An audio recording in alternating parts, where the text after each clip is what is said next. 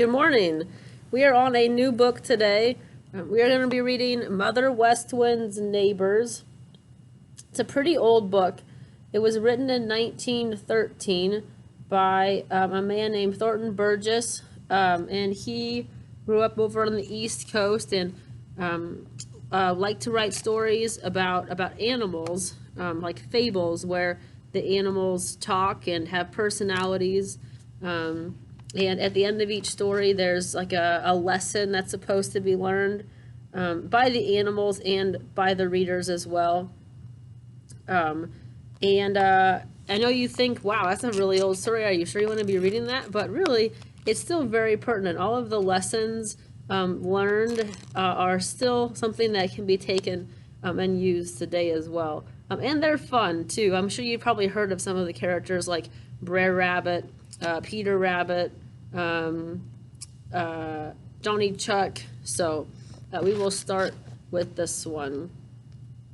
And our first chapter is called Why Johnny Chuck Does Not Like Blacky the Crow. So this is obviously not true. Like the last story we read, how it was based on historical things that happened. The Great Depression was real. The World War II was real. The places and the people who were talked about were real. Grandma and Mary Alice weren't, but a lot of those people in that were. This one, none of these animals, there actually are animals like a woodchuck and a crow, but these specific animals obviously aren't around. He just put like a character to like that type of animal. All right, why Johnny Chuck does not like Blacky the Crow. Johnny Chuck sat in his doorway and watched the world go by. Make sure my volume's up. All right. It was a very pleasant world indeed, thought Johnny Chuck. Everyone was out that pleasant May morning. Johnny Chuck had slipped from his bed early, but before he had washed himself, Johnny Skunk had stuck his head at the door and shouted, "Good morning, Johnny Chuck." Johnny Chuck said, "Good morning, Jimmy Skunk," and had finished dressing, then gone out to get his breakfast. Far, far away beyond the green meadows, old Mother West Wind was just beginning to turn a great windmill to pump the water for some thirsty cows in Farmer Brown's barnyard. You can see here that there's also a personality given to the wind, Mother West Wind. She's kind of like this overall like caretaker of the area and of the animals. The merry little breezes were hopping and skipping over to the Smiling Pool to pay their respects to Great-Grandfather Frog. Old Mr. Toad already was at work in his garden. Yes, it surely was a very pleasant world. Johnny Chuck ate his breakfast and sat on the doorstep. His heart was light, for he possessed the best thing in the world, which is contentment. Pretty soon, he saw Blacky the Crow fly over Farmer Brown's cornfield and begin to pull up the tender young corn, which is something that a real crow would actually do. Dear me, Blacky the Crow is sure to get into trouble, thought Johnny Chuck. Sure enough, Blacky the Crow did get into trouble. Johnny Chuck saw a puff of smoke over in the cornfield. Then he heard a loud bang, and the Blacky the Crow rose in the air in a hurry. As he flew, 3 black feathers floated down to the ground. Blacky the Crow had been shot by Farmer Brown's boy, who had been hiding in the cornfield. But Blacky was more frightened than hurt, and he flew across the green meadow to the lone pine to nurse his hurts and his temper. Now, it is seldom that anyone can get into trouble without getting someone else into trouble also. If Blacky the Crow had let Farmer Brown's corn alone, Farmer Brown's boy would not have come out with his gun. But now that he was out with his gun, he thought he would find something else to shoot at for fun. He remembered Johnny Chuck's house, so he began to creep up very, very carefully to try to catch Johnny Chuck napping. Now Johnny Chuck had gone undone no harm, so he did not suspect harm from Farmer Brown's boy. Instead of watching him, Johnny Chuck settled himself comfortably to watch the antics of the field mice children at play. Suddenly, up rushed one of the Merry Little Breezes, quite out of breath. Get into your house, Johnny Chuck, quick!" he cried. Long ago, Johnny Chuck had learned to obey first and ask questions later. Now he didn't so much as turn his head to see the trouble might be, but turned a back somersault down his doorway. Just then there was a terrible bang, and the sand at the entrance to Johnny Chuck's house was blown in all directions by the shot. But Johnny Chuck was safe down below. Farmer Brown's boy had been just too late. Poor Johnny Chuck! His heart went pit-a-pat, pit-a-pat, pit-a-pat, and he trembled all over. He was dreadfully frightened. All the joy of the beautiful, sunshiny day was gone. He didn't dare stick so much as the tip of his little black nose out of his door for fear Farmer Brown's boy was waiting there with his gun. Worse still, he knew that Farmer Brown's boy knew of his snug little home, and so, of course, it was no longer safe. He had to go out and make a new home. Yes, sir, Johnny Chuck had got to move, and all because Blacky the Crow had been in mischief. Now, just as Johnny Chuck suspected, Farmer Brown's boy sat to wait for Johnny to come out. He loaded his gun, and then he sat very still, watching Johnny Chuck's doorway. The Merry Little Breezes saw him sitting there, and they were afraid, terribly afraid, that Johnny Chuck would come out. And if he did, what, oh what would they do? Then one of them had an idea, such a bright idea, and in a flash he had rushed over and snatched the big straw hat from the head of Farmer Brown's boy. So remember, the Merry Little Breezes are really just breezes. They're not actually people with hands or feet, but they still have personalities, and so they can still do things that breezes might do. Let's see. They snatched the big straw hat from the head of Farmer Brown's boy. All the other little Merry Breezes clapped their hands for joy. They remembered how they once had saved Mrs. Redwing's speckled eggs, so they all joined in and took turns kicking the old straw hat ahead of them across the Green Meadows. It made a splendid football, that old straw hat, and in the fun of kicking it, they almost forgot what they had started a new game. And breezes can totally blow a hat somewhere, right? Like if it's because wind blow things. Of course, Farmer Brown's boy put his gun down and ran after his hat. The Merry Little Breezes would sometimes let him just touch it with the tips of his fingers, but he never quite got hold of it. Finally, the Merry Little Breezes, lifting all together, took up the old hat up, and sailing it out over the Smiling Pond, dropped it right over the big green lily pad on which Grandfather Frog was dozing and dreaming of the days when the world was young. "Chug-a-rum!" shouted Grandfather Frog, and dived with a great splash into the Smiling Pool, to come up on the other side, that he might see what was that had fallen from a clear sky over his big green lily pad.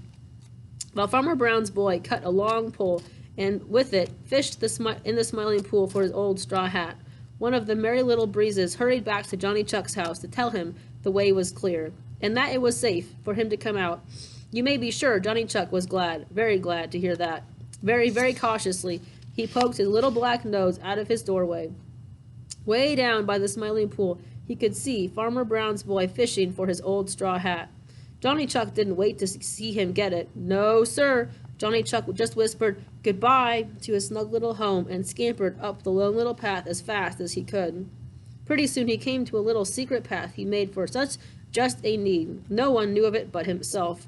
The secret little path led to a spot Johnny Chuck had long before picked out for a new home, if ever one should be needed. Without wasting a minute, he began to dig as never had he dug before. My, how the sand did fly! Late that afternoon, Johnny Chuck's new home was finished, and Johnny Chuck sat in his doorway looking over the Green Meadows and watching the world go by. It was a very beautiful world indeed, thought Johnny Chuck. His new home was even better than his old one, and he was sure that no one knew of the secret little path that led to it.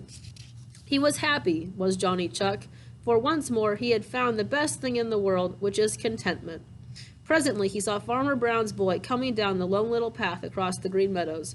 With him was another boy, and they each carried 2 pails of water. Johnny Chuck sat up very straight to watch. Down the Lone Little Path went Farmer Brown's boy and the other boy, straight to Johnny Chuck's old home. First they put a big stone over what used to be Johnny Chuck's back door. Then they began to pour water out of down the front door. They were trying to drown out Johnny Chuck. Back and forth they went, lugging the heavy pails of water. Johnny Chuck chuckled as he watched them. But oh, how thankful he was that he had moved so promptly that morning, and how grateful he was to the Merry Little Breezes he felt for their help. After a time, the boys gave it up and trudged wearily up the Lone Little Path with their empty pails. Johnny Chuck laughed softly to himself as he watched them go. Then he trotted down his secret little path, the Lone Little Path, and down the lone little path to the Green Meadows, where the Merry Little Breezes were at play, to thank them for what they had done for him that day, and to join them in a last mad frolic before Old Mother West Wind should take them to their home behind the purple hills. "Caw, caw, caw," said Blacky the Crow, flying over the lone pine. "Now I wonder who he's making trouble for now," thought Johnny Chuck, and that is why Johnny Chuck does not love Blacky the Crow. So, what do you think the moral of that story is?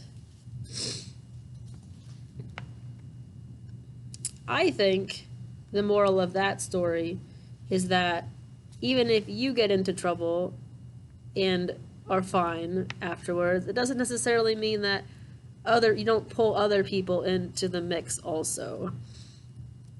Let me get a tissue really quick here. We've got probably time for one more chapter because they're pretty short. Excuse me. All right.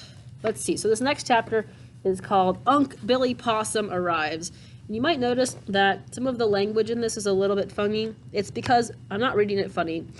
The author has written it in like a southern accent. It's called colloquial language, where the author writes the story and he spells words and writes words how someone says them, so that it sounds like when you read it that there's like an accent to it.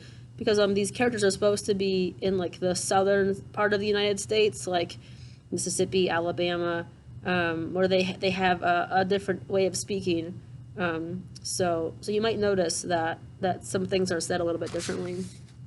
Like for instance, Unc' Billy Possum is not spelled uncle; it's UNC apostrophe, like uncle but Unc, because I guess that's how people say it. All right, chapter 2. Unc' Billy Possum Arrives. There was another stranger in the Green Forest. Where he came from, or who he was, no one knew. The Merry Little Breezes had found him very busily examining a hollow tree, just as if he meant to stay. They watched him for a few minutes, then hurried off to spread the news. Peter Rabbit was the first they met, and Peter listened gravely as, all talking at once, they told him about the stranger. When the Merry Little Breezes had hurried on, Peter started up for the Green Forest. Peter went on tiptoe as he approached the hollow tree. He wanted to see the stranger before the stranger saw him first. No one was in sight. Peter sat down behind a stump and waited. Pretty soon, a funny face was poked out of the hollow tree. Peter had to clap his hands over his mouth to keep from laughing right out. It was the face of an old little man, a sharp little face with sharp little noses, or a sharp little nose that looked as if it might poke into anybody's business. The stranger looked this way and looked that. Then he came out of the hollow, where Peter could have a good look at him. He wore a suit of grayish white, a rough, tumbled suit, of which he seemed to take no care at all.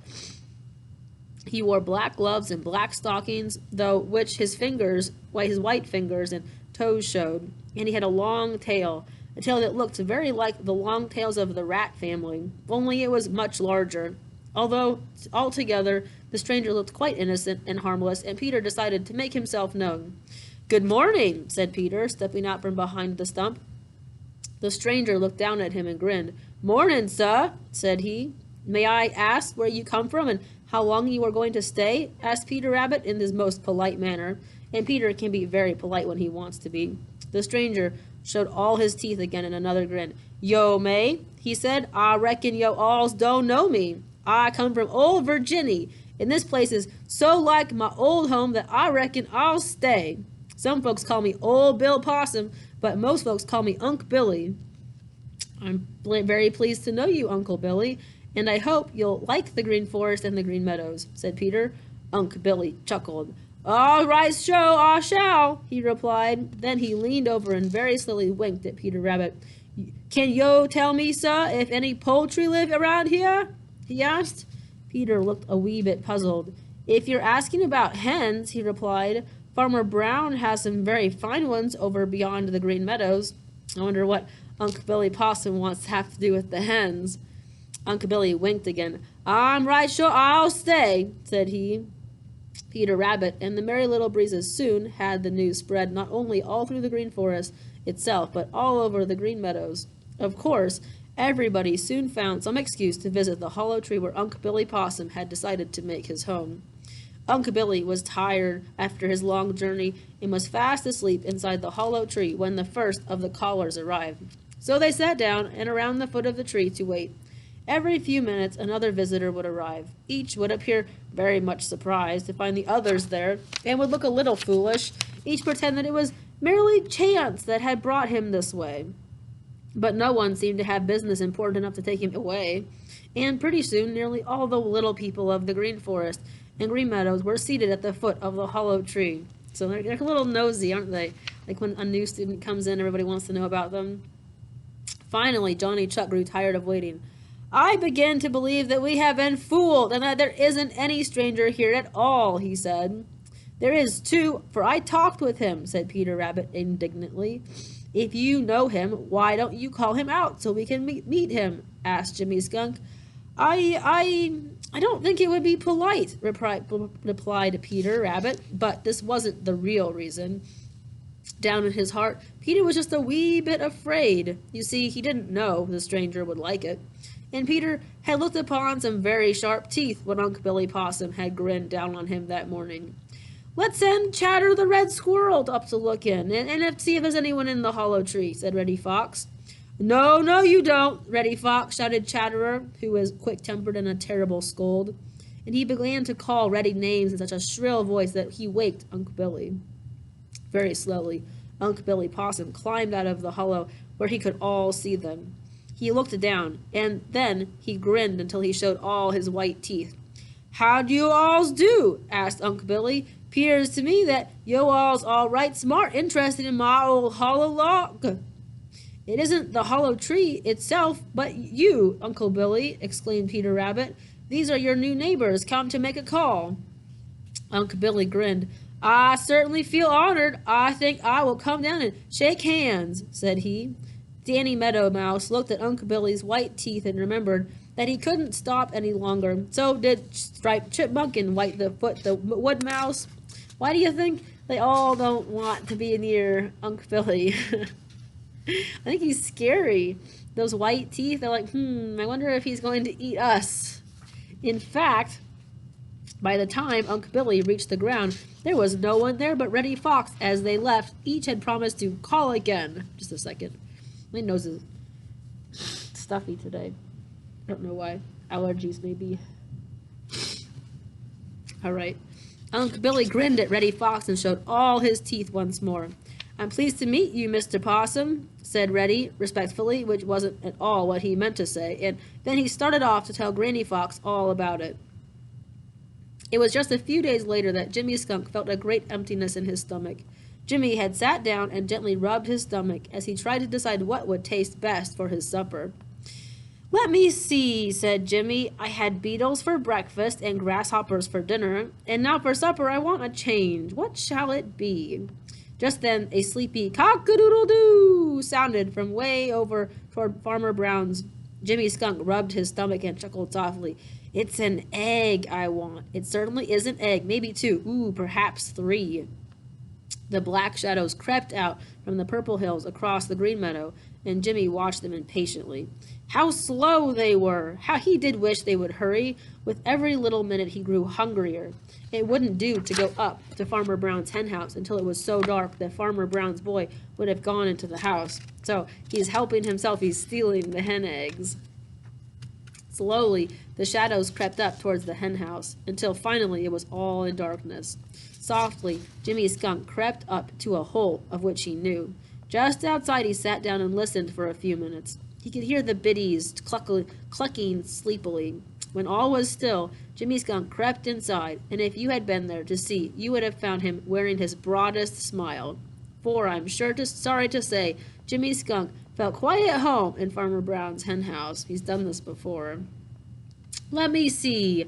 Old Mrs. Speckles lays the largest eggs, and young Miss Topknot lays the sweetest eggs, and old Mrs. Featherlegs lays the most beautiful eggs.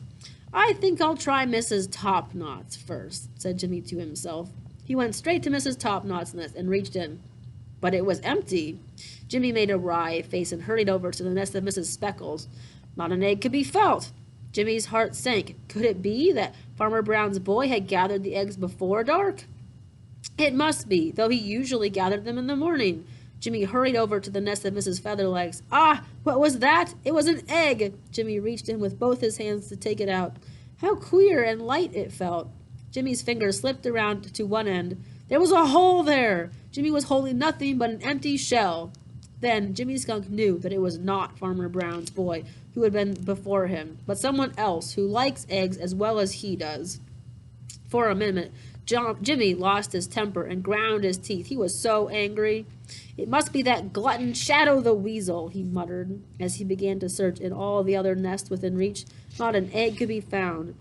Now there were a lot of nests that Jimmy couldn't reach, for he's not a climber. He was looking up to these hungrily when he noticed something hanging from one of them. He reached up and gave it a sharp pull. Down, right on top of Jimmy Skunk, tumbled Unc' Billy Possum with a big egg in his hands. Jimmy was so startled that he started to run. Oh, 7:40. Time for school. Let's see, where were we? Then he turned and looked back. There lay Unc' Billy Possum, flat on his back, grinning and trying to get his breath. Good evening, sir. These are monstrous fine eggs you alls have so convenient, sir, said Unc' Billy Possum. When Jimmy Skunk found that it was Unc' Billy Possum who had been before him in Farmer Brown's hen house and stolen all the eggs within reach from the ground, he was mad. What are you doing here? He demanded. Enjoying myself most amazingly, sir, replied Unc' Billy, patting the freshly laid egg he was holding. You've got no business here, said Jimmy fiercely, for the sight of that egg Unc' Billy was holding so tightly made his stomach feel emptier than ever, and that was very empty indeed. I beg your pardon, but I may ask what business brings yo here? Asked Unc' Billy, because really, are either of them supposed to be in the hen house? No. And his grin grew broader than ever, and they both know it. Jimmy just didn't know what to say. Unc' Billy chuckled. I guess your business and my business in this hen house would amount to the same thing if we were to ask Farmer Brown, and he would say that we hadn't any business here at all, said he. Then he rolled the egg he was holding over to Jimmy Skunk. I done ate all I can hold, so I takes pleasure in giving this one to yo. And once more Unc' Billy grinned. At first, Jimmy Skunk thought that he would refuse the egg, but Jimmy is very fair-minded, and he knew perfectly well that Unc' Billy had just as much right to those eggs as he had, and that neither of them had any right to them at all. But then Jimmy couldn't see that Farmer Brown or his boy had any right to them either.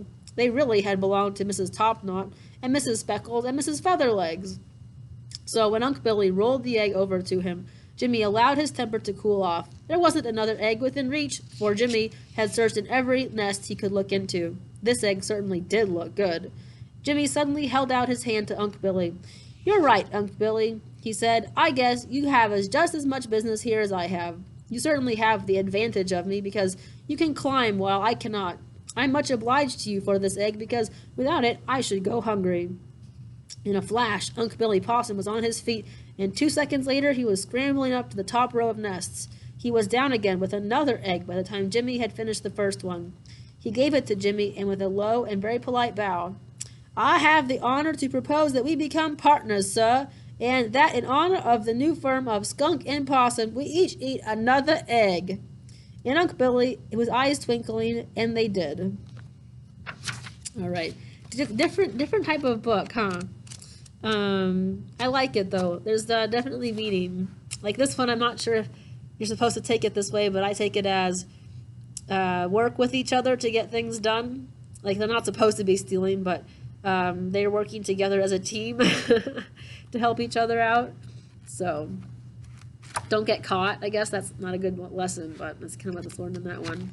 Anyway, so we'll keep reading. I hope you enjoy this book. It's fun. Kind of a little silly, but I like it. So I hope you have a good day, and you guys are all reading at home as well. And taking AR tests. So I will see you guys later.